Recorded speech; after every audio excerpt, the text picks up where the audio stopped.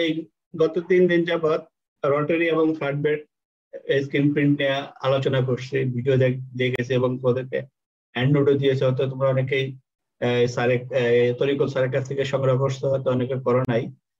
যারা করো নাই করে নিতে পারো, আর যারা করছো তারা একটু স্টাডি করে তাহলে আরো ডিটেলস পেয়ে যাবে আর কি। এখানে আমরা থিওরি খুব একটা দেখা করতেছি না, জাস্ট তোদেরকে প্র্যাকটিক্যালি দেখে তোমাদেরকে বোঝানোর চেষ্টা করতেছি আর কি। আরো এই যে হ্যান্ড নোট গুলো আছে ওখানে তোমরা পড়লে আরো একটু ডিটেলস জানতে পারবা আশা রাখি আর কি। আমরা আজকে আমাদের অল ওভার ওয়ার্ল্ড টেকনোলজিতে প্রথমে আমাদের ছিল ফ্ল্যাটবেড এবং রটারি। প্রথমে এই দুইটা মেশিনের সাহায্যে আমরা অল ওভার প্রিন্ট করতো ফ্যাক্টরিতে। আমরা জানি টেকনোলজি পরিবর্তনশীল, দিন যায় টেকনোলজি পরিবর্তন হচ্ছে। টেকনোলজি কিন্তু কখনো এক জায়গায় স্থির হয়ে থাকে না আর কি। 6 মাস পর পর বা 1 বছর পর পর দেখা যায় যে একই মেশিনের হয়তো একটু আপডেট করে নতুন ভার্সন আসতেছে আর কি। এখন আমাদের সর্বশেষ অল ওভারে যে টেকনোলজিটা চলতেছে সেটা হলো ডিজিটাল প্রিন্ট। হ্যাঁ, ডিজিটাল প্রিন্টটা এখনো বাংলাদেশে অত ব্যাপকভাবে প্রসার ঘটে নাই, তবে এটা টুডে টুমরো রটারি এবং ফ্ল্যাটবেড জায়গাটা দখল করবে। হ্যাঁ, যেভাবে টেকনোলজি চেঞ্জ হচ্ছে বা যে এই ভাবে মেশিন গুলি আমাদের দেশে আসতেছে, দেখা যাবে যে কিছুটা হলো রটারি এবং ফ্ল্যাটবেড কে জায়গাটা একটু দখল করে ফেলবে আর কি। আমরা ডিজিটাল প্রিন্ট আলোচনা করার আগে আমরা একটু আলোচনা করি যে ডিজিটাল প্রিন্ট হলো ওয়ান কাইন্ড অফ প্রিন্টার। হ্যাঁ, যেমন আমরা এই পেপার প্রিন্ট করি, তোমরা সবাই তো পেপার প্রিন্ট করে থাকো, A4 সাইজের প্রিন্ট। হ্যাঁ, কেউ হয়তো সাদা কালার করো, কেউ হয়তো কালার প্রিন্ট করো, সবারই সেই এক্সপিরিয়েন্স আছে। কি বলো, করতেছো না তোমরা পেপার প্রিন্ট? জি স্যার, মোটামুটি। হ্যাঁ জি স্যার। তোমরা কিন্তু কালার প্রিন্টও করতেছো, সাদা কালো প্রিন্ট করতেছো। আচ্ছা, আমরা এটা নিয়ে একটু আলোচনা করি যে আমরা যদি A4 সাইজে এই বা আগে প্রিন্টার নিয়ে আলোচনা করি। প্রিন্টারে যে পেপারে প্রিন্ট হচ্ছে কিসের মাধ্যমে প্রিন্ট হয়? প্রিন্টারে কি কোন পার্টের মাধ্যমে প্রিন্ট হয় পেপারে?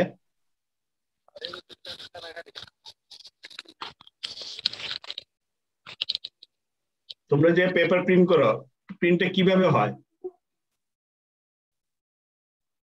A4 সাইজের পেপার প্রিন্ট করো, আবার বলতেছি A4 সাইজের পেপার প্রিন্ট করো, এটা কিভাবে প্রিন্ট হচ্ছে? প্রিন্টার মেশিন থাকে, যে কম্পিউটারের মধ্যে প্রিন্টার মেশিন থাকে, এটা কিসের ওর মধ্যে মাধ্যমে? কালি কতগুলি পাইপ দিয়ে দেয়া থাকে। মেশিনটা সম্পর্কে স্যার মানে অত ডিটেইলস জানি না আর কি। আচ্ছা, কারোর কি ধারণা আছে প্রিন্টার ব্যাপারে, A4 সাইজ প্রিন্টার ব্যাপারে? স্যার প্রিন্টারের ওখানে RGB এরকম কালার, আলাদা আলাদা কালার দেওয়া থাকে। না, RGB থাকে না, ওখানে CYK। তো ওই কালার গুলোকে সফটওয়্যার, মানে যে জায়গায় যতটুকু কালার দরকার সফটওয়্যার পার্সেন্টেজ হিসেবে কালার গুলোকে মিশিয়ে তারপরে শেড যেটা তৈরি করা দরকার সেটা তৈরি করে, তারপরে প্রিন্ট হয়। তাহলে এখানে প্রিন্টারে কয়টা হেড ব্যবহার হয়? স্যার 4টা মেবি, শিওর বলতে পারবো। হ্যাঁ, 4টা। তোমরা দেখবে যে 4টা, যেহেতু আমরা 4টা কালার ইউজ করতেছি, টোনার ইউজ করতেছি বা কার্টেজ ইউজ করতেছি, সেই জন্য 4টা হেড আপ ডাউনের মাধ্যমে প্রিন্ট হয়। আর যদি তুমি সাদা কালো করো তাহলে কিন্তু শুধু ব্ল্যাক এর কালার দিয়ে প্রিন্ট হয়, তাই না? আচ্ছা, এখন তোমরা কি কখনো এই একটা টাইমিং এর ব্যাপার লক্ষ্য করছো? যে মনে করো তুমি সাদা কালো প্রিন্ট করতে যে টাইমটা নেয়, একটা পেপার প্রিন্ট হতে যে টাইমটা নেয়, একটা কালার প্রিন্ট করতে কি সেই টাইমটা নেয় না বেশি নেয় না কম নেয়? বেশি নেই স্যার, বেশি নেই স্যার। হ্যাঁ, এটা ব্যাখ্যাটা দিতে পারবা কেউ? তুমি যখন কালার প্রিন্ট করো আউটপুটটা বেরোতে একটু টাইম বেশি নেয়। স্যার ওই আগের প্রিন্ট গুলার মতো আর কি, বেশি ডিজাইন বেশি কালার মানে টাইম বেশি। না, পেপার প্রিন্টের কথা আমি বলতেছি, মানে কেন টাইমটা বেশি নেয়? একজন কালার মিক্সিং এর জন্য। হ্যাঁ, রাইট। এই যে মনে করো আমরা পেপার প্রিন্টিং কিন্তু মাল্টি কালার বলো বা 3 ডাইমেনশন বলো, 3D বলো, যে কোনো আমরা কিন্তু কালার প্রিন্টের মাধ্যমে ফুটিয়ে তুলতে পারি। হ্যাঁ, কিন্তু এটা কিন্তু আমরা রটারি বা ফ্ল্যাটবেডে পারি না। তুমি মনে করো একটা ন্যাচারাল ছবি তুললা, সেটা যদি তুমি একটা কালার প্রিন্টে প্রিন্ট দাও অথবা গ্লসি পেপারে প্রিন্ট দাও, বা তোমার প্রিন্টার যদি একদম ইনটেক থাকে, নতুন থাকে, অথবা এই কার্টেজ গুলি একদম নতুন থাকে।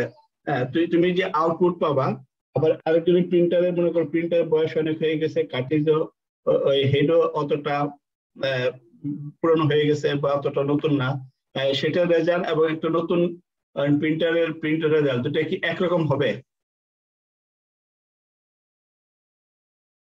দুইটা প্রিন্টারের রেজাল্ট কি এক হবে?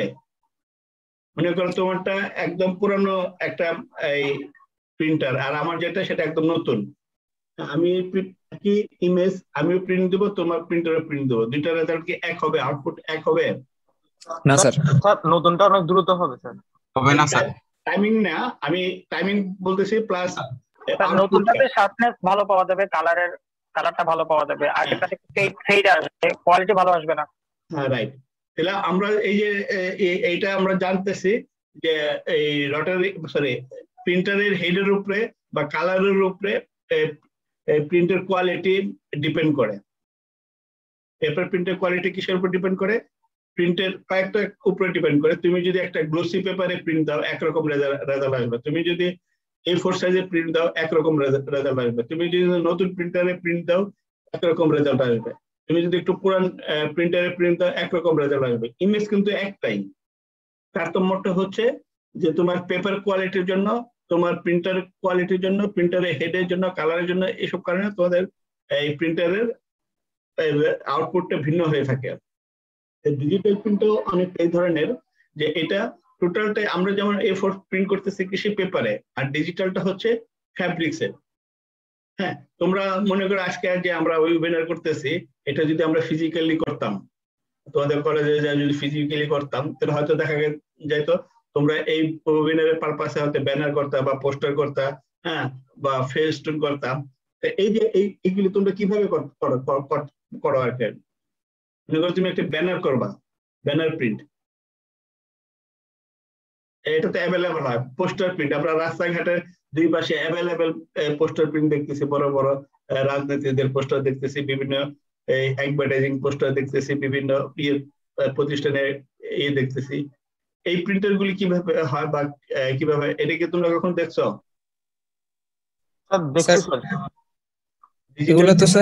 এগুলো তো স্যার সাধারণত ফ্লটারে হয়ে থাকে।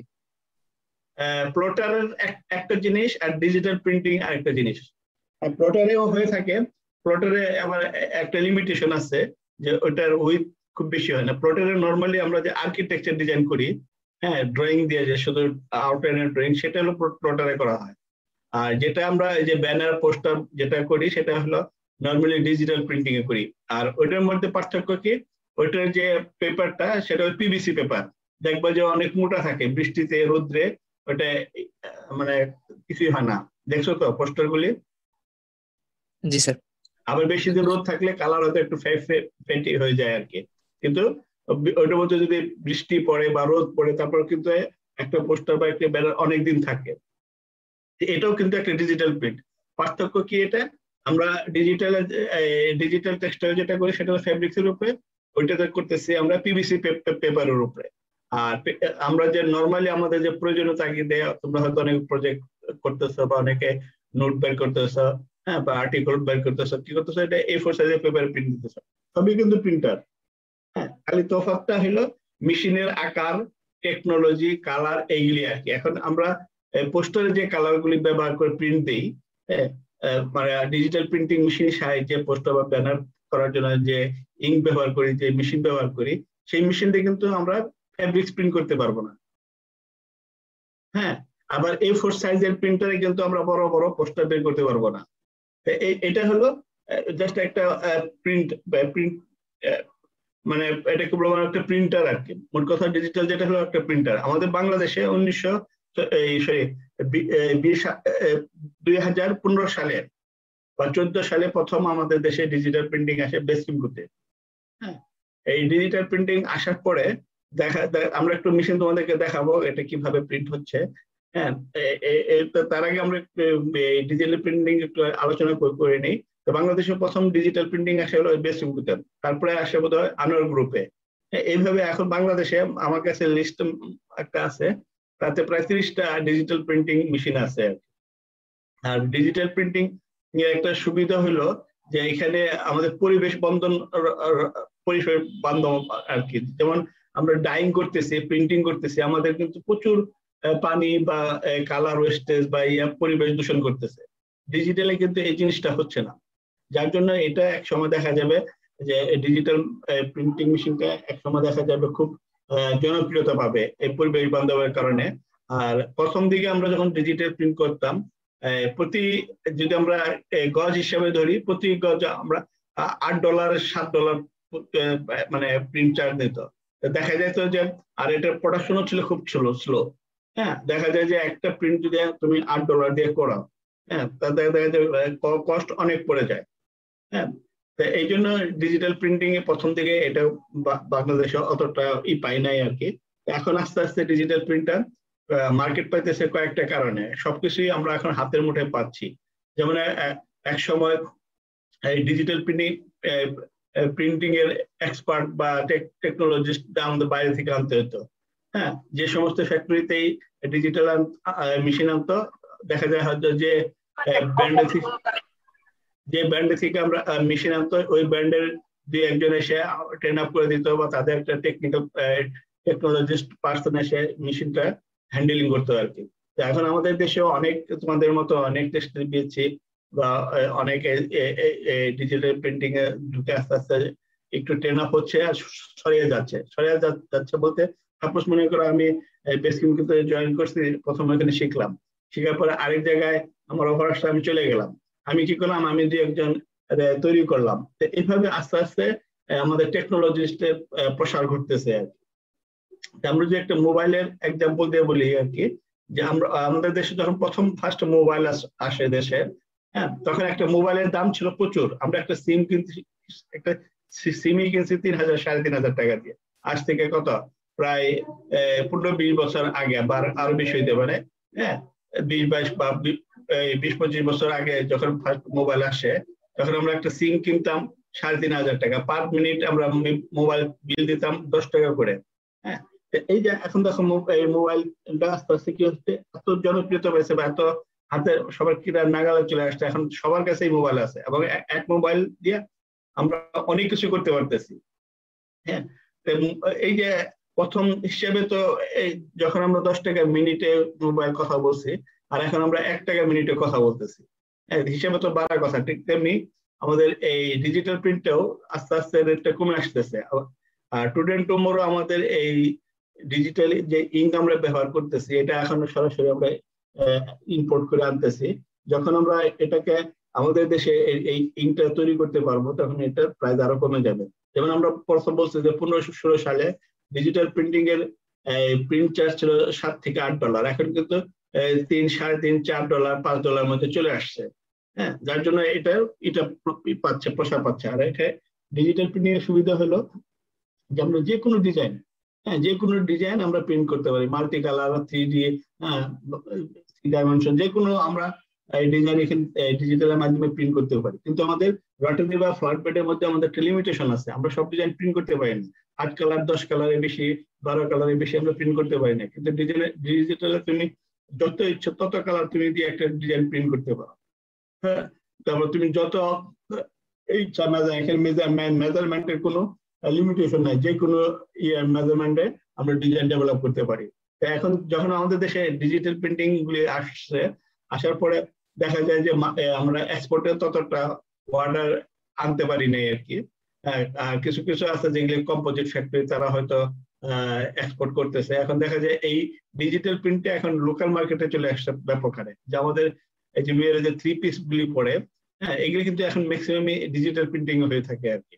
এখন তোমাদেরকে আমরা এই একটা জিনিস ডিজাইন ডেভেলপের সময় একটা জিনিস বোঝাবো, সেটা হলো যে তোমাকে একটা ডিজাইন দেখে, একটা ফেব্রিক দেখে তোমাকে বলতে হবে যে এটা রটারিতে প্রিন্ট না ফ্ল্যাট বেডে প্রিন্ট না ডিজিটালে প্রিন্ট।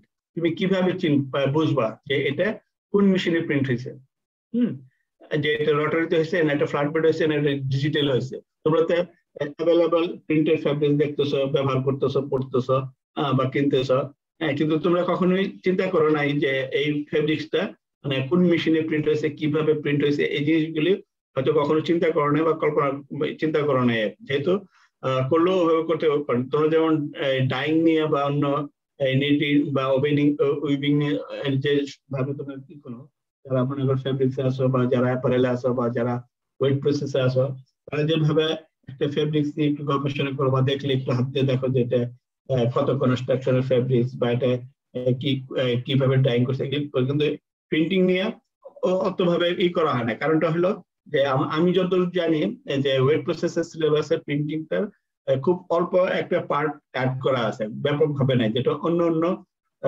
এই সাবজেক্ট যেভাবে ব্যাপকভাবে পড়ানো হয়, প্রিন্টিংটা খুব অল্প একটা পরিসরে পড়ানো হয়, যার জন্য আমাদের তোমাদের মতো যারা নতুন ট্যালেন্ট বিএসসি বের হচ্ছে তারা কিন্তু সহজে অল ওভার আসতে চায় না আর কি। যেহেতু এখন অল ওভারের চলতেছে, যুগ চলতেছে, এখন কিন্তু অনেক ছেলেরাই আমাদের অল ওভার আসতেছে টেক্সটাইল বিএসসিরা আর কি। আর এটারও ইউনিভার্সিটিতেও এটার উপরে মোটামুটি গুরুত্ব দিচ্ছে স্যাররা বা কলেজে গুরুত্ব দিচ্ছে, যাতে বের হয়ে অল ওভার প্রিন্টিং এ জব করতে পারে, তারাও চেষ্টা করতেছে। আমরা যাই হোক, অনেক কথা বললাম, আমরা এখন সরাসরি একটা ডিজিটাল প্রিন্টিং মেশিনে চলে যাব। এখানে দেখার পরে আমরা একটু আলোচনা করবো আর কি।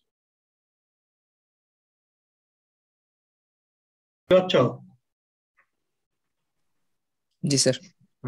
আমরা একটা পাকিস্তানি একটা ডিজিটাল প্রিন্টিং ফ্যাক্টরির ভিডিও দেখবো, এখানে কিভাবে ডিজাইন গুলি করা হয় বা কিভাবে প্রিন্ট করা হয়। তবে ডিজিটাল প্রিন্টিং এ সবচেয়ে বেশি ভূমিকাটা হলো একজন ডিজাইনারের।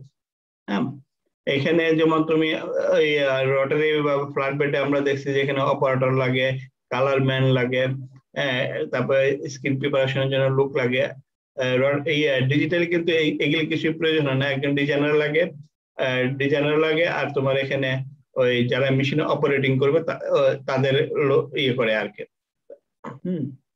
আমরা প্রথমে এখানে দেখা একটা ডিজাইন ডেভেলপ করতেছে ডিজাইনাররা, অনেকগুলি ডিজাইনাররা কম্পিউটার মাধ্যমে ডিজাইন গুলো ডেভেলপ করতেছে। তারপর এটা কিভাবে আমরা এই প্রিন্ট করবো, এটা এই যে মেশিনে চলে আসছে আমরা।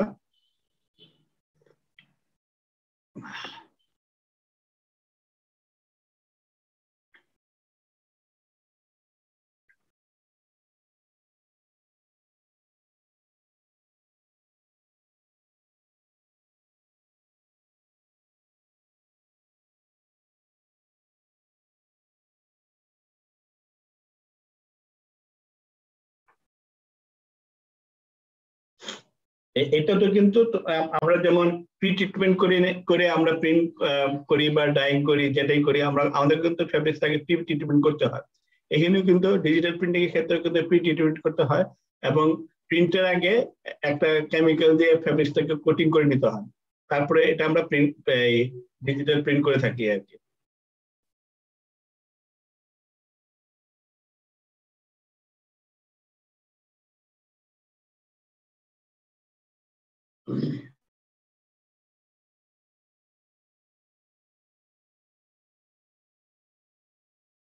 আচ্ছা, এই যে এখানে আমরা ইম্পোর্ট দেখতেছো খালি? জি স্যার, দেখাচ্ছে স্যার। হ্যাঁ, এটা হলো আমাদের ইঙ্কজেট সরি ডিজিটাল ইঙ্ক। হ্যাঁ, যেটা এই যে আমরা যেমন প্রিন্টারে কালার দেখি যে বা কার্টেজ দেখি, এখানে হলো সেই ডিজিটাল ইঙ্ক। নর্মালি আমরা জানি যে CMYK কে 4টা কালারের সংমিশ্রণে মাল্টি কালার তৈরি হয়, কিন্তু ডিজিটাল প্রিন্টিং এ প্রথম যখন আসে তখন 4টা কালার দিয়ে প্রিন্ট হইতো। 4টা কালারে যখন প্রিন্ট শুরু হয় দেখা যায় যে এটা প্রোডাকশন খুব স্লো হয়ে যায়। তারপরে কালারটা বাড়াইলো 4টা থেকে 8টা পর্যন্ত, এবং হেড যখন প্রথম আসে হেডও ছিল 4টা। হ্যাঁ, আমরা আগে বলছি যে তোমরাও জানো যে টেকনোলজি পরিবর্তনশীল, দিন যা টেকনোলজির ভার্সন চেঞ্জ হচ্ছে, আরো মডার্ন হচ্ছে, নতুন নতুন অপশন অ্যাড হয়। এখানেও ঠিক এরকম যে ডিজিটাল প্রিন্টিং এ প্রথম আমরা যখন আসে বাংলাদেশে 8টা হেড এবং 4টা ইঙ্ক দিয়ে প্রিন্ট হইতো। তারপরে আস্তে আস্তে পরিবর্তন হইতে হইতে এখন ইঙ্ক ব্যবহার হয় হলো 8টা থেকে 12টা, এটা হলো ব্যান্ডের উপরে ডিপেন্ড করে, মানে যত ইঙ্ক বেশি হবে বা যত হেড বেশি হবে তত প্রোডাকশনের স্পিড বেশি হবে। হ্যাঁ, এই জন্য এখন আমরা জানি এখন 216টা পর্যন্ত হেড আছে আর কি। তোমরা হয়তো নারায়ণগঞ্জে রবিনটেক্স এর নাম শুনছো কিনা জানি না, সেখানে এখন ডিজিটালে বেশ ভালো ফর্মে আছে, যেখানে অত্যাধুনিক ডিজিটাল মেশিন আছে, যেটা অনেকটা রটারি বা ফ্ল্যাট বেডের স্পিডেই ডিজিটাল প্রিন্ট গুলো হইতেছে আর কি। সেখানে 216টা হেড ব্যবহার করা হচ্ছে, তারপরে 14 কালার পট ইউজ করা হচ্ছে, যার জন্য এখানে স্পিডও অনেক বেশি হচ্ছে আর কি। এই যে এখানে যে আমরা বলছি যে হেড আপ ডাউনের মাধ্যমে ফ্যাব্রিক্সে প্রিন্ট হচ্ছে। এখানে কিন্তু যে ব্ল্যাঙ্কেট গাম গাম লাগানো আছে, ব্ল্যাঙ্কেটে গাম লাগানো আছে, যেটা ফ্যাব্রিক্সে 100% টেনশন দিয়ে আটকে রাখে, প্রিন্ট হওয়ার সুবিধা আছে আর কি। এখানকার ডিজাইনের ক্যারেক্টার গুলো দেখছো যে এখানে 3D বা মাল্টি কালারের এফেক্ট। তুমি একটা ডিজিটাল প্রিন্টিং এর কালার কখনোই গুনতে পারবা না, যেখানে কয় কালার দিয়ে প্রিন্ট করতে হবে। স্যার এখানে তো পলিয়েস্টার আর হচ্ছে কটন ফেব্রিক সবগুলোই তো করে ডিজিটালে। হ্যাঁ, ডিজিটাল সবই চলে, প্রিন্ট করা হয়, কটনে প্রিন্ট করা হয়। তারপরে তোমরা এই যে আমরা টি শার্ট গুলি দেখি, কিছু কিছু টি শার্ট যেটা পলিয়েস্টার, সেখানেও কিন্তু ডিজিটাল প্রিন্ট গুলি হচ্ছে আর কি। স্যার হ্যাঁ বলো। আচ্ছা, সিওএম কে বাদ দিয়ে আর অন্য কোন কোন ধরনের কালারিস হইতে পারে স্যার? হ্যাঁ, এখানে 8টা কালারই আছে, মানে তোমার পট ব্যবহার করা হয়। এখন কোনো এটা ব্র্যান্ডের উপরে ডিপেন্ড করে, কোনোটায় 14টাও করা হয়। আমি যতদূর জানি 8টা থেকে 16টা পর্যন্ত এখন বাংলাদেশে আছে, যেগুলো পুরান ছিল 5-7 বছর আগে যে সমস্ত মেশিন আসছিল, সেগুলোতে 8টা করে কালার ব্যবহার হচ্ছে আর কি। আর এখন যেগুলি আসতেছে নতুন নতুন মেশিন, এগুলোতে 16টা কালার, তারপরে 216টা পর্যন্ত এই হেড ব্যবহার হচ্ছে।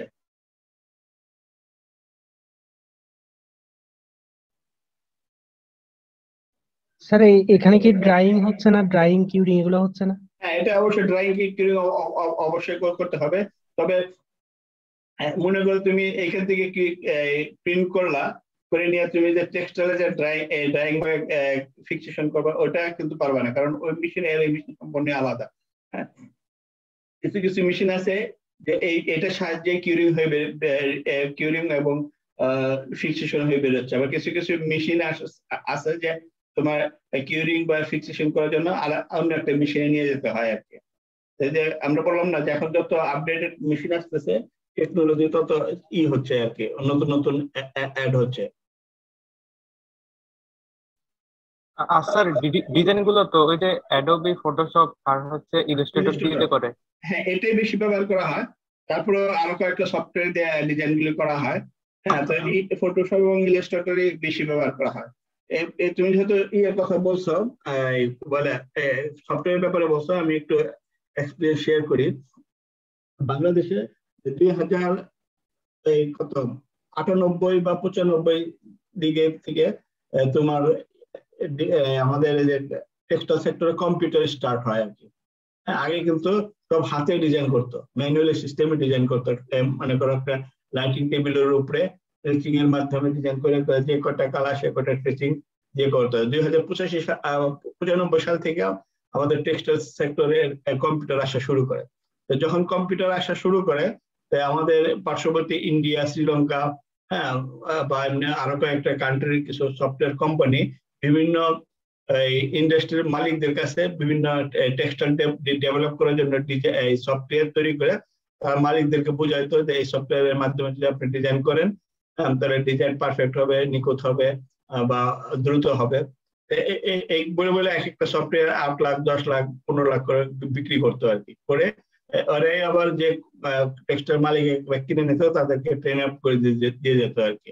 ধরো 3 মাস 4 মাস থেকে ট্রেন আপ দিয়ে যেত। আমি যখন ফার্স্ট সিনাতে জয়েন করি, আমরা এরকম একটা সফটওয়্যার আমাদেরকে ইন্ডিয়া থেকে একটা সফটওয়্যার কিনে আনছিল, আমাদেরকে শেখানো হয়েছিল।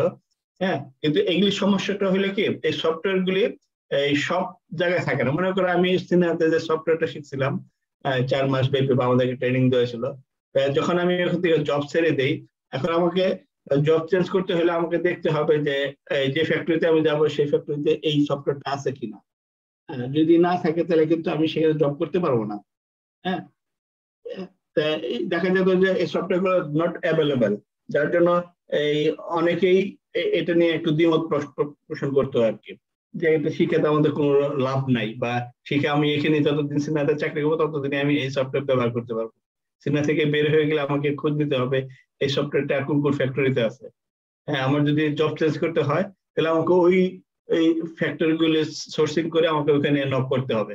হ্যাঁ, তো দেখা যায় এই কারণে আস্তে আস্তে এই ডিজাইন গুলো এই ফটোশপ এবং ইলাস্ট্রেটরের মাধ্যমে চলে আসছে। এখন ম্যাক্সিমাম মানে 99 ফ্যাক্টরিতে ডিজিটাল অল ওভার প্রিন্টিং এর জন্য ফটোশপ এবং ইলাস্ট্রেটর সফটওয়্যার ব্যবহার করতেছে আর কি। হ্যাঁ, আর দুই একটা আছে তাও রিয়ার, তাও ওভাবে ইউজ করতেছে না। হ্যাঁ, ফটোশপটা এখন ইলাস্ট্রেটরটাও মানে খুব জনপ্রিয়তা পেয়ে গেছে এবং এটা দিয়ে করতেছে। এই ডিজিটাল আসার পরে এরকম এখনো অনেক কোম্পানি আছে যে তারা মালিককে বোঝানোর চেষ্টা করে যে এই সফটওয়্যার দিয়ে যদি আপনারা ডেভেলপ করে তার ডিজাইন গুলি ভালো হবে, দ্রুত হবে, তারা বলে বলে কিছু বিক্রি করতেছে সফটওয়্যার আর কি। তো দেখা যায় যে যেহেতু এখানে যারা ডিজাইনের জব করতেছে বা ইয়ে করতেছে তারা ম্যাক্সিমাম হলো ফটোশপ ইলাস্ট্রেটর করতেছে কাজগুলি। হ্যাঁ, ওই সফটওয়্যার এখন পর্যন্ত ওইভাবে ব্যাপকভাবে ওরা বাইরের সফটওয়্যার কোম্পানি সেল করতে পারতেছে না। হ্যাঁ, আবার কিছু কিছু আছে এই ফ্যাক্টরি আছে যারা এই ডিজাইন সেকশনে বা ইয়েদের পাকিস্তানি বা শ্রীলঙ্কাদেরকে নিয়ে আসে, ওরা ওদের ওই নিজস্ব সফটওয়্যার দিয়ে কাজগুলি করতেছে। ফটোশপ এবং ইলাস্ট্রেটর দিয়ে করা সম্ভব। আর আমার জানার মতে এই বাংলাদেশে যে কটা ফ্যাক্টরিতে ফটোশপ এবং ইলাস্ট্রেটর সফটওয়্যার আছে সেগুলো পুরোপুরি ওই সফটওয়্যার উপর ডিপেন্ড না, ওই সাপোর্টার হিসেবে ফটোশপ এবং ইলাস্ট্রেটর ইউজ করতে হয়, ব্যবহার করতে হয়। তা এখন যদি আমি এই একটা সফটওয়্যার কিনলাম 15 লাখ টাকা দিয়ে, আমাকে যদি ফটোশপ বা ইলাস্ট্রেটর হেল্প নিতে হয়, হ্যাঁ, তাহলে আমার ফটোশপ ইলাস্ট্রেটর আমার জন্য ভালো। এটা তো একটা ফ্রি একটা সফটওয়্যার, যে কেউ এই সফটওয়্যার ডাউনলোড করে ইউজ করতে পারি। হ্যাঁ, এই জন্য ফটোশপ এবং ইলাস্ট্রেটরের মাধ্যমে করা হয়। এটা আমরা যখন ডিজাইন ডেভেলপ নিয়ে আলোচনা করব তখন আরেকটু বিশদভাবে দেখাবো যে ডিজিটাল প্রিন্টিং কি এফেক্ট গুলি কিরকম, ফ্ল্যাট বেডের কিরকম, রটারি এগুলি কিরকম। আর ডিজিটাল প্রিন্টে প্রথম বৈশিষ্ট্য হলো যে এটা 100% এসি রুমে মেশিনে রাখতে হবে। কারণ হলো যে আমরা হেডের মধ্যে যে নজল গুলি আছে, যদি তোমার এটা এখানে একটু হিট পায়, হ্যাঁ, বা হিট পায় অথবা প্রিন্টের পরে যদি আমরা এই হেডটাকে পরিষ্কার করে না রাখি, ওই নজল গুলি ব্লক হয়ে যায়। ব্লক হয়ে গেলে প্রিন্ট অ্যাভেলেবল হয় না। তোমরা দেখবা যে যদি পুরান প্রিন্টার দিয়ে প্রিন্ট করো বা পেপার প্রিন্টের কথা বলতেছি, দেখবা যে মাঝখানে একটা এই লাইন চলে আসে, প্রথম পেপারটা হালকা লাইন চলে আসে। এটা হলো হেড পুরান হয়ে গেলে বা এটা নজলের ডাস্ট হয়ে গেলে যে কালার পাসিং হতে পারে না, তখন দেখা যায় একটা লাইন দেখা যায়। আমি এটা পেপার প্রিন্টের কথা বলতেছি। ডিজিটাল ঠিক এরকম যে হেড যদি কখন কোনো কারণবশত যে হেড ব্লক হয়ে যায়, হেডের নজল ব্লক হয়ে যায় বা ঠিক মতো কালার পাসিং না করে, তুমি রেজাল্ট 100% অ্যাকুরেট পাবা না আর কি। আর আরেকটা জিনিস হলো যে ডিজিটাল প্রিন্ট কখনোই ডিপ ডাইং এর উপরে একমত ভাবে প্রিন্ট হয় না আর কি। নর্মালি তুমি যত ডিজিটাল দেখবে ম্যাক্সিমামই হোয়াইট এবং অফ হোয়াইটের উপরে প্রিন্ট হচ্ছে আর কি।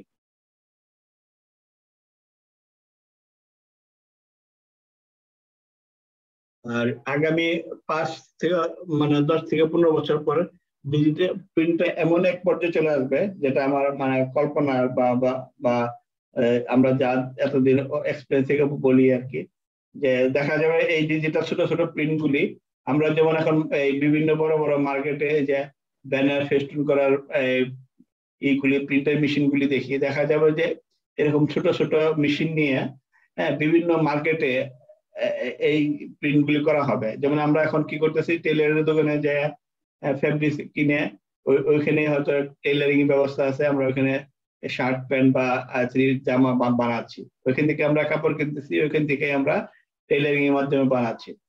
আগামী 10 থেকে 15 বছর পরে আমাদের এই অল ওভার প্রিন্টিংটা এরকম এক পর্যায়ে চলে আসবে যে সাপোজ তুমি মনে করো একটা নিজের ডিজাইন তৈরি করলাম, করার পরে তুমি যে মনে করো যে যেখানে প্রিন্ট করবে ওখানে ওদের প্রসেসিং করা ফ্যাব্রিক থাকবে, প্রিট্রিটমেন্ট করা ফ্যাব্রিক থাকবে, বিভিন্ন ডাইং করা ফ্যাব্রিক থাকবে, হ্যাঁ মানে লাইট ডাইং করা। তুমি চয়েস করলা করে তুমি একটা 5 গজ প্রিন্ট করে নিয়ে আসলা তোমার জামা বানানোর জন্য, হ্যাঁ। অথবা দেখা যাবে তাদের কালেকশনে অনেক ডিজাইন আছে, হ্যাঁ তুমি তোমাকে দেখাবে, তুমি একটা চয়েস করলা, বলে এই ডিজাইনটা দেন, তো এই ডিজাইনটা তুমি 5 গজ প্রিন্ট করে নিয়ে আসবা। এটা আমাদের প্রিন্টিং সেক্টরটা এরকম চলে আসবে আর কি, হ্যাঁ। যদি তোমরা এটা দেখতে পারবো, হয়তো আমরা দেখতে পারবো কিনা জানি না, তোমাদের সেই ইটা আসবে। যেমন আমরা এক সময় এই আজ থেকে 20, 25, 12, 30, 40 বছর আগেও কিন্তু আমরা এই প্রিন্টেড ফ্যাব্রিক্স এর কাপড় পরতাম না বলতে যে পাওয়া যেত না, সব ডাইং করা ফ্যাব্রিক্স এর জামা কাপড় ব্যবহার করা হতো, হ্যাঁ। বা প্রিন্টে থাকলেও ওইভাবে অত এখন যেভাবে প্রিন্টের প্রচারণ ওই জিনিসটা ছিল না আর কি। এই জন্য ডিজিটাল প্রিন্টে দেখা যাবে। আর আমাদের তোমরা হয়তো জানো ইদানিং অনেক ইউনিভার্সিটিতে অনেক ফ্যাশন ডিজাইন নামে একটা ডিপার্টমেন্ট আছে। তো দেখা যায় এখানকার যে ডিজাইনাররা বের হবে, এরা কি করবে, এরকম একটা ডিজাইন তৈরি করবে, করে নেয়া সে নিজের জামার জন্য একটা ডিজাইন তৈরি করবে, করে ওইটা পেন ড্রাইভে নিয়ে যাবে, যা বলবে যে আমাকে 10 গজ 5 গজ এটা বানায় প্রিন্ট করে দেন। এই প্রিন্ট করে আনার পরে সে পড়বে এবং সে গর্বসহিত বলবে যে 1 পিস 1 ডিজাইন, হ্যাঁ। কারণ সে ডিজাইনটা তৈরি করছে এবং সেই ডিজাইনটা প্রিন্ট করে নিয়ে আসছে, ওখানে রাখে না, রাখলে হয়তো সে অন্যকে নিয়ে নিতে পারে। তো তখন দেখা যাবে সবাই বলবে যে 1 পিস 1 ডিজাইন। আর আমাদের তো এখন মনে করো সবারই যুগের সাথে তাল মিলিয়ে আমাদের রুচি অনেক পরিবর্তন হয়ে গেছে। আমরা এখন আকাশ বা কি বলে এটাকে, আমরা ইন্টারনেটের সুবাদে বলো বা ডিশের সুবাদে বলো, আমরা বিভিন্ন দেশে বিভিন্ন কালচার দেখতেছি। আমরা কিন্তু এখন অনেকেই আছে যাদের একটু টাকা পয়সা আছে, তারা বাইরের কালচারকে বেশি ফলো করে আর কি, হ্যাঁ। তো দেখা যাবে যে ওই আমাদের জামা কাপড় পোশাকে রুচিতে দেখা যাবে যে ওদের স্টাইল বা ওদের কালচারটা আমরা ফলো করি। এখন তো অনেকে করতেছে, হ্যাঁ। এখনো দেখা যায় যাদের টাকা পয়সা আছে তারা মার্কেটিং করার জন্য দেশের বাইরে যাচ্ছে, ওরা কি ধরনের ওই ধরনের নিয়ে আসতেছে। এইটা হলো মোটামুটি ডিজিটাল প্রিন্টারই। দেখো এখানে যে আমরা কতগুলো ডিজাইন দেখাচ্ছি, হ্যাঁ, তোমার কাছে মনে হচ্ছে না যে এইগুলো ছবিতে তোলা বা ক্যামেরায় তোলা বা শিল্পীর আঁকা ছবি, এরকম মনে হচ্ছে না? আমি যে ডিসপ্লে করে রাখছি কয়েকটা ছবি, এগুলো দেখে মনে হয় কি এগুলো পেপার ফ্যাব্রিক্সে প্রিন্ট করা? হ্যাঁ স্যার। এইগুলি কিন্তু তুমি কখনোই এই এফেক্ট গুলো তুমি কখনোই ফ্ল্যাট বেডে বা রটারিতে আনতে পারবে না। এইগুলো আনতে হলে তোমাকে ডিজিটাল প্রিন্ট ইউজ করতে হবে।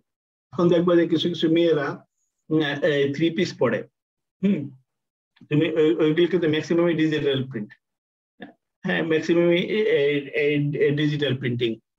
ডিজিটাল প্রিন্টিং যেহেতু আমাদের লোকাল মার্কেটটা এখনো ওইভাবে পিক করতে পারে না, আমাদের যে লোকাল যে ডিজিটাল প্রিন্ট গুলি, এটা মেয়েরা ভালো বলতে পারবে যে ডিজিটাল প্রিন্ট গুলি আমরা মেয়েরা 3 পিস কিনে দেখা যায় এটা কয়েকদিন পরে ওয়াশ করলে অথবা রোদ্রে লাগলে কালার গুলি কিছুদিন পর ফ্যাট হয়ে যায়। কিন্তু তুমি রটারি বা ফ্ল্যাট বেডের ডিজাইনের ফ্যাব্রিক যদি পরে, এটা কিন্তু সহজে কালারও ফ্যাট হয় না বা রোদ্রে মানে কালার ফ্যাট হবে বা ওয়াশ করলে কালারটা ওঠে না। কিন্তু ডিজিটাল কিন্তু এই জিনিসটা হচ্ছে। এটা হওয়ার প্রধান কারণ হলো যে এখনো আমরা লোকালের জন্য, যেটা আবার এক্সপোর্টের ক্ষেত্রে কিন্তু হয় না, লোকালের ক্ষেত্রে হচ্ছে কারণ আমরা এখানে খুব যেহেতু এটা প্রাইস হাই, প্রাইস কমের জন্য আমরা কি করতেছি, ইঙ্কগুলি কম দামি ইঙ্ক ব্যবহার করতেছি বা কম প্রসেস করতেছি, যার জন্য এগুলো দেখা যায় একটু ইউজ করলেই ডিজিটাল প্রিন্ট গুলো কালার গুলি ফ্যাট হয়ে যায়।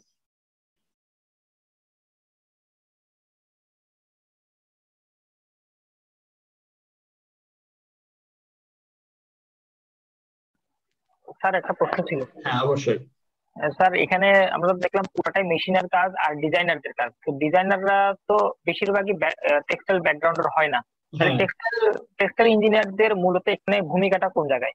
আচ্ছা, টেক্সটাইল ইঞ্জিনিয়ারের এখানে ভূমিকাটা হলো যে তুমি যে এখানে যে আমরা ডিজাইনটা রিসিভ করলাম বা ডিজাইন ডেভেলপ করতেছি, হ্যাঁ, বা এই যে কালার ম্যাচিং বা এই যে ফ্যাব্রিক প্রিপারেশন, হ্যাঁ, ফ্যাব্রিক প্রিপারেশনটা এটা কিন্তু একজন ডিজাইনারের পক্ষে সম্ভব না। হ্যাঁ, ফ্যাব্রিক প্রি ট্রিটমেন্ট করা একজন ডিজাইনারের পক্ষে সম্ভব না। হ্যাঁ, এটা প্রোডাকশন কন্ট্রোল মেনটেন করা একজন ডিজাইনারের পক্ষে সম্ভব না। ডিজাইনার সে কি করতেছে, শুধু ডিজাইনটা ক্রিয়েট করে দিতেছে। আর এখানে আরেকটা জিনিস বলে রাখি, যেমন তুমি টেক্সটাইল সেক্টরে যাও, অনেক matric pass, under matric pass, intermediate pass ছেলে পাবা, অনেক পাবা। এবং এরা একজন চাকরি 20-25 বছর চাকরি করে মোটামুটি হাই স্যালারি ড্র করতেছে। কিন্তু ডিজিটাল প্রিন্টিং এর ক্ষেত্রে যেটা ইয়ে হবে সেটা হলো এখানে পুরো শিক্ষিত ছাড়া কেউ এখানে জব করতে পারবে না, বা টেক্সটাইল ব্যাকগ্রাউন্ড ছাড়া এখানে কেউ ওইভাবে করতে পারবে না।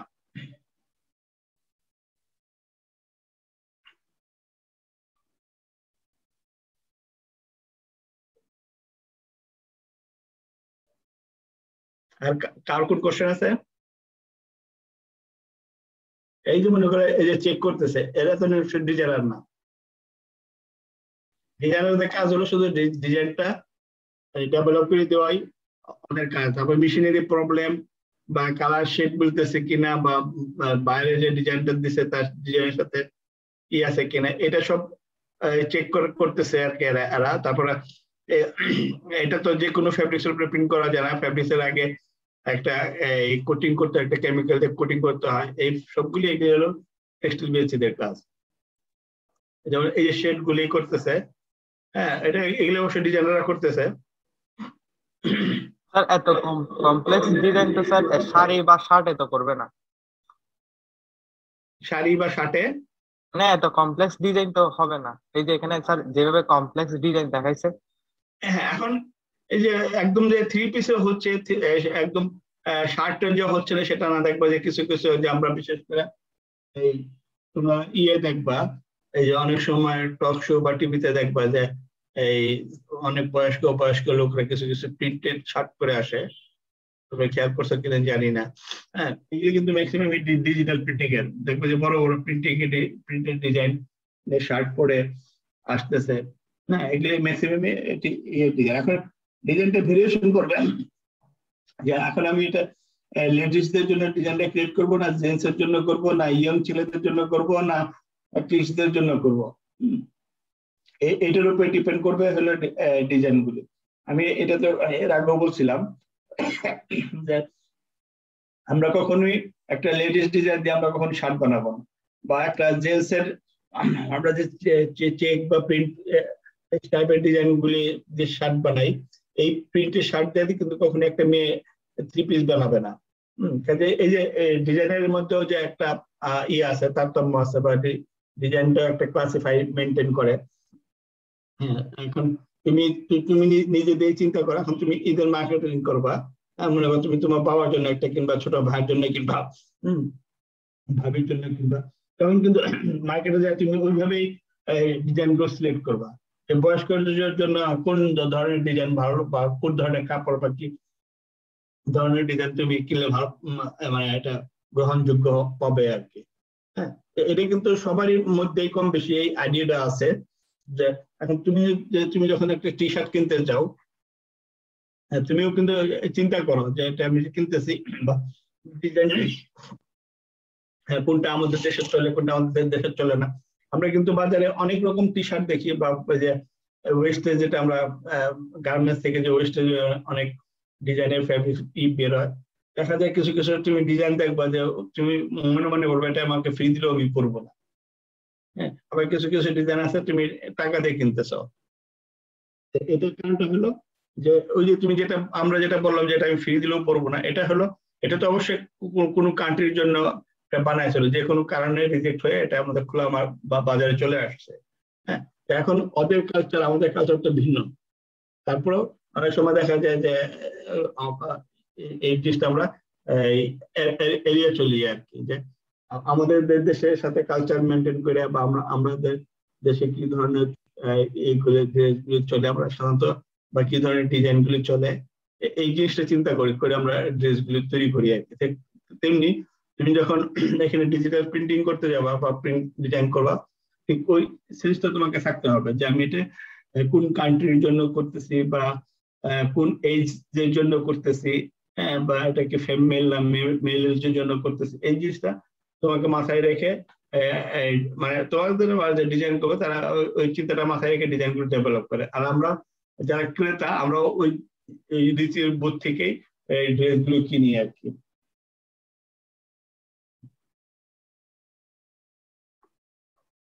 যে এটা যেটা প্রিন্ট হচ্ছে এটা কি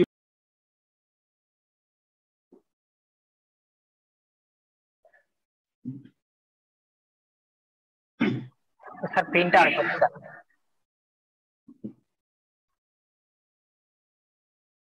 এই দেখো এখানে যে হেড আপ ডাউন হচ্ছে এটা তো বুঝতেছো? স্যার একটু টেনে দেখেন। এই যে এটা যে আপ ডাউন হচ্ছে,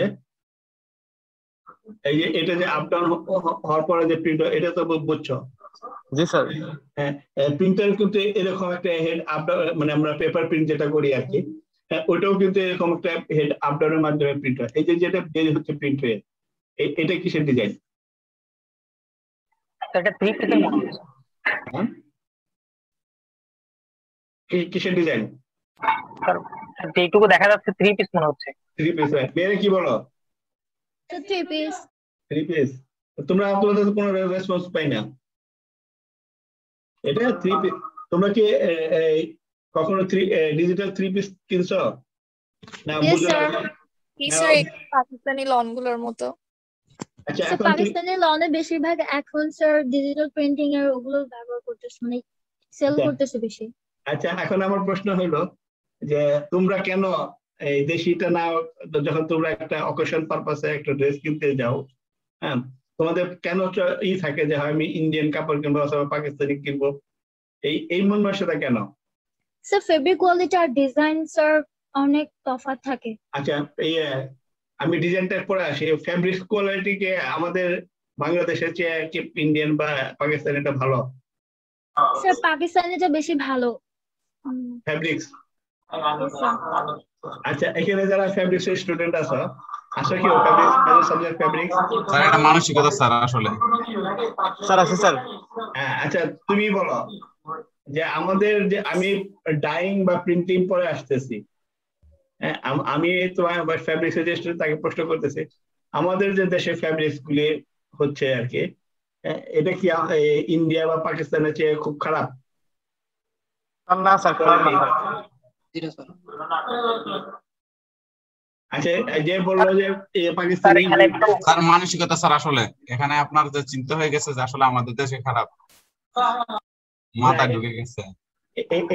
না হয় এমনি কোয়ালিটির দিক দিয়ে। হ্যাঁ স্যার আমি একটা বলতে পারতেছি স্যার, এখানে আমাদের যে ভালো ভালো গার্মেন্টস এর যে ফেব্রিক গুলো তৈরি হয় এগুলো আসলে স্যার আমাদের দেশে থাকে না, এগুলো বিদেশে চলে যায়। আর আমাদের দেশে যেগুলো তৈরি হয় এগুলো তো আমাদের দেশের মানে মানুষের জীবনযাত্রা কিরকম, ওরা কি ধরনের কিনতে পারবে ওইটার উপর ডিপেন্ড করে মানে প্রডিউস করা হয় আর কি। আর এখানে একটা হাইপ একটা ব্যাপার আছে, অ্যাডভার্টাইজমেন্টের একটা ব্যাপার আছে, ওইটার উপর ডিপেন্ড করে ব্যবসায়ীরা দেখা যাচ্ছে যে ওই বিদেশ থেকে আমদানি করে বা দেশে তৈরি করার পরে সেটাকে বিদেশি বলে চালায় দেয়, সেম ডিজাইনটাকে কপি করে, এরকম ব্যাপারটা চলছে আর কি। এটা আমি আরেকটু ব্যাখ্যা দেই। এটা আরেকটা, আমি এই যে ও যেটা বললো যে আমরা পাকিস্তানি বা ইন্ডিয়ানটা করি, আসলে ফেব্রিক্সটা ওদের কোয়ালিটি খুব ভালো সেটা না। তুমি এক্সাম্পল স্বরূপ তুমি একটা ইন্ডিয়ান একটা শাড়ি, ইন্ডিয়ান একটা রাত ব্যবহার করার জন্য একটা 3 পিস, আমরা যেটা তোমরা কন্টিনিউ ব্যবহার করো বা রাত ইউজ করার জন্য ইন্ডিয়ান একটা 3 পিস কিনবা, এবং একই তারিখে আমাদের দেশীয় কাপড়ের একটা 3 পিস কিনবা রাত ইউজ করার জন্য। তুমি দুইটাই ইউজ করবা, তুমি দেখবা যে কোনটা বেশি টেকসই হয়েছে। হ্যাঁ, তাহলে বুঝতে পারবা। কিন্তু পার্থক্যটা হলো কি, আমি যেটা বুঝি সেটা হলো আমাদের দেশে কিন্তু টেক্সটাইল কলেজ বা ইউনিভার্সিটি কিন্তু অভাব নাই, মোটামুটি অনেক হয়ে গেছে। হ্যাঁ, সরকারি বেসরকারি অনেক হয়ে গেছে। হ্যাঁ, টেক্সটাইলে নিয়ে আমাদের অনেক রিসার্চ করার সুযোগ আছে। টেক্সটাইলের বিভিন্ন সেক্টর বা বিভিন্ন টপিকস নিয়ে আমাদের বিভিন্ন এই রিসার্চ করার সুযোগ আছে। আমরা বিভিন্ন যারা ট্যালেন্ট ছাত্র আছে বা তারা বিভিন্ন পিএইচডি করতেছে বা ভালো রেজাল্ট করতেছে। কিন্তু দেখো পর্যন্ত যে টেক্সটাইল ডিজাইন যেটা যেমন অন্যান্য কান্ট্রিতে এটার উপরে কিন্তু টেক্সটাইল ডিপার্টমেন্টের সাথে অ্যাড করা আছে টেক্সটাইল ডিজাইন। এখন আমাদের দেশে যারা ডিজাইন তৈরি করতেছে তারা কিন্তু কেউ একাডেমিক ডিজাইনার না। আমাদের এই দেশীয় কাপড়ে যদি আমরা রুচিশীল বা ইন্ডিয়ান যে তুমি যেটা বললা যে আমাদের দেশের ডিজাইন অন্যান্য কান্ট্রি বলে চালাইলে যদি সিলমারে বিক্রি করে তাহলে চলে। মনে করি আমাদের দেশে প্রোডাক্টের উপরে যদি লিখি মেড ইন পাকিস্তান বা মেড ইন ইন্ডিয়া আমরা কিন্তু সহজে কিনে নিই সিলের কারণে। কাপড় কোথায় বা কি এটা দেখি না, আরে ইন্ডিয়ান কাপড় কিনছি বা পাকিস্তানি কাপড় কিনছি, আমরা এই সিল দেখে কিন্তু অনেক সময় কিনে নিই। কিন্তু মেন যেটা হলো যে আমি যেটা বললাম যে আমাদের ফ্যাব্রিক্স গুলোতে যে ডিজাইন গুলো হয় আর কি বা লোকাল মার্কেটে দেখবা যে এখানে যে যারা ডিজাইন গুলো ক্রিয়েট করে তারা কিন্তু কেউ একাডেমিক না। এখন টেক্সটাইল কিন্তু তোমাদের মতো যারা যে বিভিন্ন ইউনিভার্সিটি কলেজ থেকে বেরিয়ে আসতেছ বা জব করতেছ এরা তোমরা কিন্তু রিসার্চ করে কিন্তু টেক্সটাইলকে এখন একটা ভালো বাংলাদেশে প্রথম এই মানে করে নিয়ে আসছো আর কি। অর্থ যেটা আমরা বলবো আর কি টেক্সটাইল বা গার্মেন্টস সেক্টর থেকে আমাদের বাংলাদেশের বড় খাত বৈদেশিক মুদ্রা অর্জন করতেছি। এখন এটা পাশাপাশি যদি আমরা যে টেক্সটাইল ডিজাইন নিয়ে যদি প্রত্যেকটা এই টেক্সটাইল কলেজ বা ইউনিভার্সিটিতে এটার উপরে যদি একটা কোর্স থাকতো বা থাকতো তারাও কিন্তু যখন একটা একাডেমিক একটা ডিজাইনের কাছ থেকে তুমি যে ডিজাইনটা পাবা একটা নন একাডেমিক ডিজাইনের কাছ থেকে কিন্তু সেই ডিজাইনটা ওরকম রুচিশীল ডিজাইন পাবা না। আমাদের দেশে ম্যাক্সিমাম টেক্সটাইল ইন্ডাস্ট্রিতে যে সমস্ত ডিজাইনার আছে তারা সব করে শিখতেছে আর কি। কিন্তু ক্রিয়েটিভিটি যে জিনিসটা যেটা আমরা ইন্ডিয়ান ডিজাইনে পাই পাকিস্তান ডিজাইনে পাই ডিজাইনের কারণে কিন্তু এইগুলি চলে আসে। তারপর আরেকটা ব্যাপার হলো কালার ম্যাচিংটা একটা ফ্যাক্টর। হ্যাঁ এটাও একটা ফ্যাক্টর। এই দুইটা তিনটা কারণেই মেয়েরা বেশিরভাগ ওই ইন্ডিয়ান বা পাকিস্তানের ফ্যাব্রিক্স এর উপরে ডিপেন্ডেন্ট। আবার তুমি যেটা বললে এটাও ঠিক যে আমাদের দেশে তৈরি করে আমরা অনেকে কি করতেছি মেড ইন ইন্ডিয়া বা মেড ইন পাকিস্তান দিয়া সেল করতেছি বা দোকানদাররা সেল করতেছে।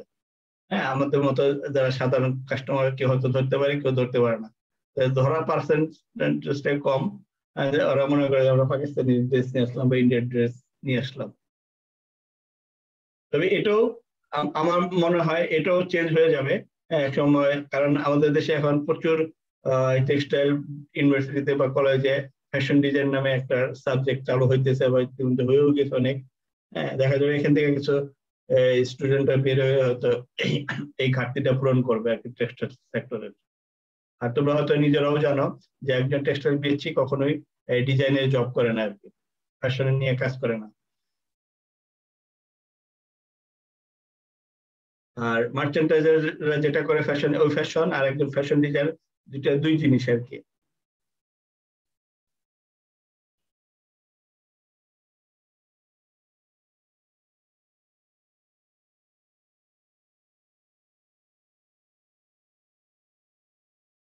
আর কেউ কিছু বলতে চাচ্ছ? স্যার এই ডিজিটাল প্রিন্ট যেটা আমরা ফ্ল্যাট বেড রোটারি ওখানে কালারটা করার পর ফিউচারে এটা যেরকম স্থায়ী হয় ডিজিটালি কি এরকম স্থায়ী হবে? এই যে বললাম এই যে এই ডিজিটাল আমাদের লোকাল মার্কেটে যেটা আছে ডিজিটাল প্রিন্টিং এটা অতটা হয় না, কিন্তু যেটা আমরা এক্সপোর্ট বাইরে রিকোয়ারমেন্ট অনুযায়ী করে থাকি বা ওইটা আমরা ইন্টারন্যাশনাল স্ট্যান্ডার্ড হয়ে থাকে আর কি। কারণ এটা ডিপেন্ড করবে প্রাইসের উপরে। এখন তুমি একটা এই ডিজিটাল প্রিন্টিং এর খরচ পড়তেছে পার গজে $7 থেকে $8। হ্যাঁ আমি যখন ওটা রেট নিব $3 থেকে $4 আর লোকালে আরো কম নিতেছে, স্বাভাবিকভাবেই এখানে সবকিছুই মানে কোনো ব্র্যান্ডের ইঙ্ক বা কোনো ব্র্যান্ডের ইঙ্ক ব্যবহার করা হবে না। যত সস্তা জিনিস আছে এটাতে আমরা প্রিন্ট করতেছি, সস্তা জিনিস যখন আমরা প্রিন্ট করবো স্বাভাবিকভাবে এটা কোয়ালিটি বা স্থায়িত্বতা ওরকম হবে না আর কি। মানে ওই এখানে ডিজিটাল প্রিন্টার কি আমাদের রোটারি আর ফ্ল্যাট বেড কে 100% রিপ্লেস করতে পারবে? স্টুডেন্ট ব্যবহার পারবে। আমরা এর আগে একটা আমাদের সংগঠন থেকে ডিজিটাল প্রিন্টিং এর নিয়ে একটা সেমিনার করছিলাম। তো ওখান থেকে আমাদের বিটিএম এর এক সভাপতি আসছিলেন। তো উনি আমাদেরকে বলছেন যে আমাদের দেশে ইঙ্ক 15 ডিজিটাল প্রিন্টিং আছে। তো বলছে যে ডিজিটাল ইঙ্ক যদি আমাদের দেশে তৈরি হয়ে যায় বা আমরা যদি নিজেরা তৈরি করতে পারি, এটা নিয়ে অনেক রিসার্চ চলতেছে বা অনেকে এটা নিয়ে কাজও করতেছে, হয়তো হয়ে যাবে তখন এই ডিজিটালটাই আমাদের চলে আসবে। কারণ আমরা আগে বললাম যে আমাদের এখন রুচি বোধ অনেক পরিবর্তন হয়েছে। হ্যাঁ, যেমন এই আজ থেকে 15-20 বছর আগের কথা চিন্তা করো যে আমরা কিন্তু নর্মালি কয়টা শার্ট পরতাম। হ্যাঁ, সারা বছরে 2টা বা 3টে শার্ট দিয়ে আমরা বছর পার করছি। হ্যাঁ, আর এখন দেখো যে একজন ছেলে শার্ট প্যান্ট কটা বাজারে মার্কেটে গেলে একটু ভালো ভালো কিনে নিয়ে আসলো। তার কারণ এটা সম্ভব হচ্ছে কিভাবে, যে এখন আমাদের রুচি পরিবর্তন হয়েছে, আমাদের হাতে এখন টাকা পয়সা আছে অ্যাভেলেবল, মানে আমাদের রুচি কি বলে আমাদের রুচি বোধ পরিবর্তন করা বা আমাদের শৌখিনতা বিলাসিতা এই করার জন্য আমরা অনেক কিছু করতে পারি আর কি।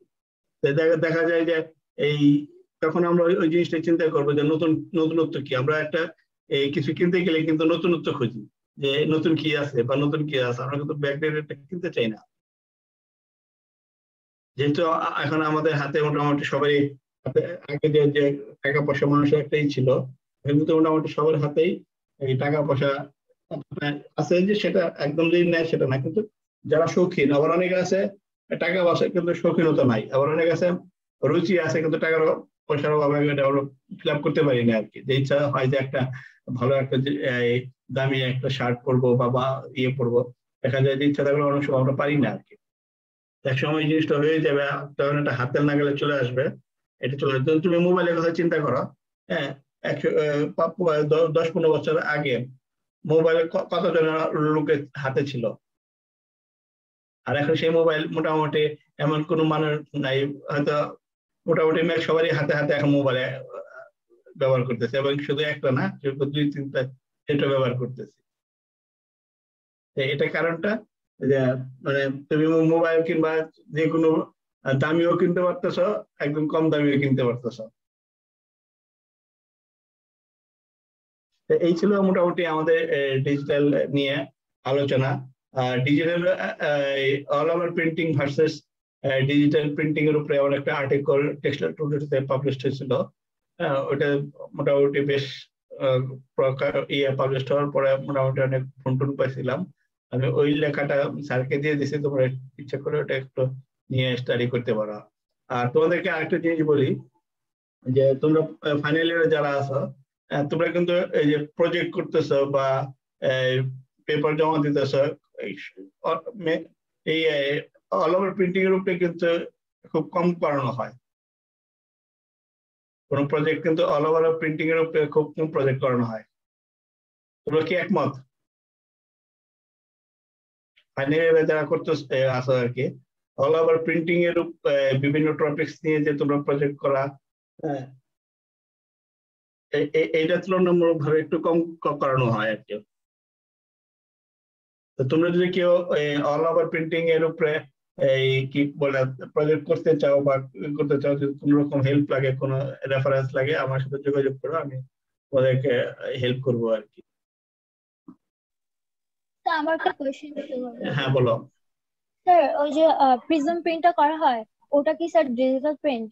কোনটা? প্রিজম প্রিন্টটা। সরি তো আমি কথাটা বুঝতেছি না। Prism print. হ্যালো। হ্যাঁ স্যার বলো। ওই যে প্রিজম প্রিন্ট করা হয়, ওটা কি স্যার ডিজিটাল প্রিন্টে, মানে ডিজিটাল প্রিন্টিং এ করা হয় এটা? প্রিজম প্রিন্ট বলতে তুমি কি বোঝাতে যাচ্ছ, এটা বলো। স্যার ওই যে এখন আসলে স্যার অনেকগুলো কালার একসাথে থাকে, মানে প্রিজম টাইপস, মানে অনেক রেইনবো টাইপস। হ্যাঁ, এগুলো সব ডিজিটাল প্রিন্ট। আমি তো বললাম, তুমি যে সেটা ফেব্রিক্স বলো বা যে কোনো পেপার বলো, যদি তুমি ওইখানে কালার কাউন্ট করতে না পারো, হ্যাঁ, যেখানে কয়টা কালার, যদি তুমি মনে করো 10টা থেকে 12টা কালার কাউন্ট করতে পারতেছ, তারপরে আর কাউন্ট করতে পারতেছ না, তখন তুমি ধরে নেবা এটা ডিজিটাল প্রিন্ট। তো তুমি এই যেখানে যে সমস্ত ফেব্রিক্স প্রিন্ট হচ্ছে, তুমি কিন্তু এখানে পুরোটাই এই কালার করতে পারবে না। আবার তুমি একটা রটারি প্রিন্ট বা ফ্ল্যাট বেডের একটা ফ্যাব্রিক দিয়ে তুমি ইচ্ছা করলে একটা রিপিটে কয়টা কালার আছে তুমি ইজিলি ভাবে গনে বের করতে পারবা। আমরা ওই যে বললাম আমরা ডিজিটাল যখন কালকে শুরু করব ডিজাইন ডেভেলপ ক্লাসটা, এখানে আমরা তোমাদেরকে আরেকটা ইয়ের সাথে পরিচয় করে দেবো যে তোমরা ফ্যাব্রিক দেখে কিভাবে চিনবা যে কোনটা কোন মেশিনে প্রিন্ট হয়েছে, যে এটা রটারি প্রিন্ট না, এটা ফ্ল্যাট বেড প্রিন্ট না, এটা চেস্ট প্রিন্ট না, এটা ডিজিটাল প্রিন্ট। আর ডিজিটাল প্রিন্টের সাথে আরেকটাই আছে সাবলিমেশন প্রিন্টের নাম শুনছো তোমরা? জি স্যার, ট্রান্সফার করে এটা। হ্যাঁ, সাবলিমেশন প্রিন্টে কি স্যার? ট্রান্সফার প্রিন্টিংটা না, সাবলিমেশন এটা স্যার ইঙ্ক দিয়ে করা হয়, যে হিট প্রেস করে। হিট প্রেস দিয়ে করা হয়, হ্যাঁ।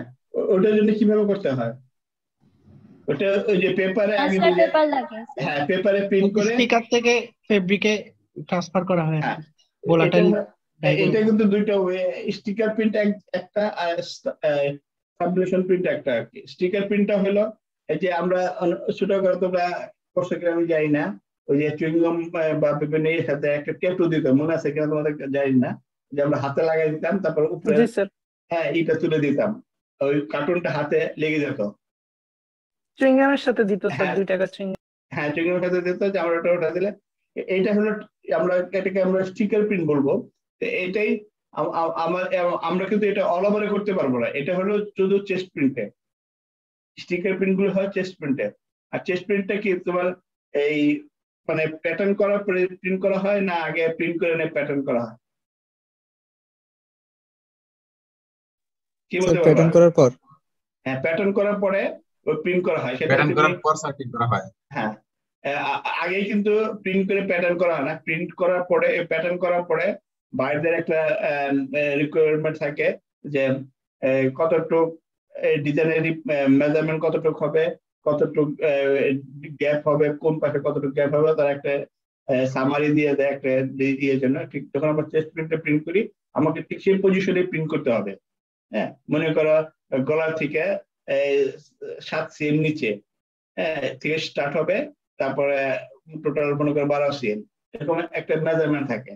তো দেখা যায় যে আমরা বাজারে অনেক সময় ওয়েস্টেজ বা যে আমরা ফুটপাথে এক্সপোর্ট কোয়ালিটির টি শার্ট দেখি।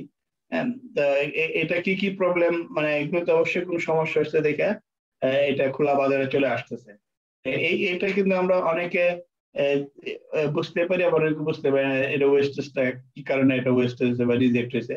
হ্যাঁ, তার মধ্যে এটাও একটা কারণ যে আমরা যে চেস্ট প্রিন্ট করতেছি দেখা যায় যে আমার যে মেজারমেন্ট ছিল সেই মেজারমেন্ট অনুযায়ী প্রিন্টটা হয় নাই, অথবা বায়ের যে কালার শেড দিছিল সেই কালারের শেডের সাথে আমার এই টি শার্টের প্রিন্টের শেড মিলে নাই। হ্যাঁ, অনেকগুলি কারণ আছে, আমি প্রিন্টের রিলেটেড কারণগুলি বলতেছি আর কি।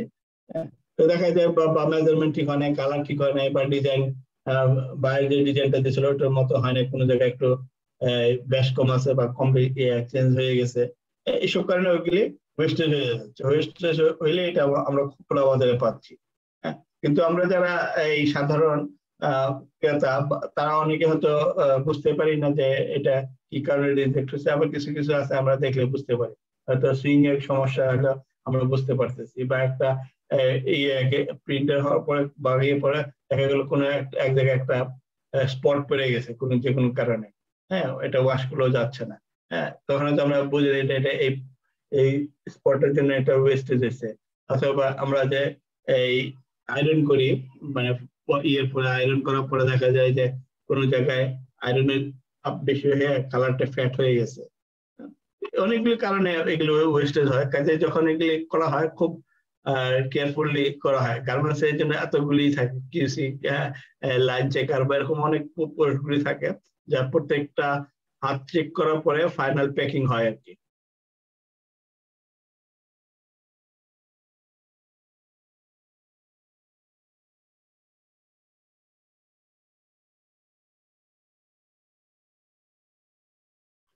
তোমরা কি আরো 15 মিনিট থাকতে পারবা?